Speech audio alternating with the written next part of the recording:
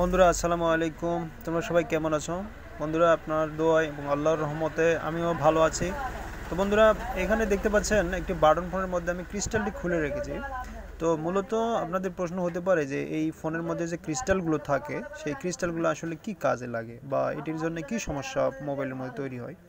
তো দেখুন একটা ফোনের মধ্যে যখন আপনার নেটওয়ার্কের প্রয়োজন হয় তখন কিন্তু এই ক্রিস্টালটি লাগে। এই ক্রিস্টালটি ছাড়া কিন্তু নেটওয়ার্ক তৈরি হবে না বন্ধুরা।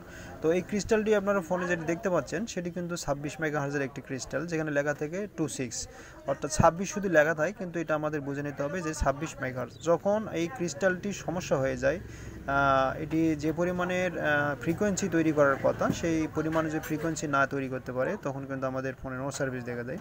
তো মূলত এটি যখন ফোনের মধ্যে নো সার্ভিস আসে তখন এই ক্রিস্টালটি চেঞ্জ করতে হয়, অর্থাৎ এই ক্রিস্টালটি নেটওয়ার্ক তৈরির জন্য মূলত কাজ করে। এবং এই ক্রিস্টাল ছাড়া কিন্তু আমাদের এই আইসিটি কিন্তু কাজ করে না। এটি দেখতে পাচ্ছেন নেটওয়ার্ক আইসি, এই আইসিটি কিন্তু এই ক্রিস্টাল ছাড়া কিন্তু নেটওয়ার্কটি কাজ করতে পারে না। ক্রিস্টালের কাজ হচ্ছে এরকমভাবে উপরে যাবে, ওইরকম যাবে, উপরে যাবে, এরকমভাবে এরকম করে এর ফ্রিকোয়েন্সি তৈরি করে, যেটি সেকেন্ডে হচ্ছে 26 মেগাহার্জ।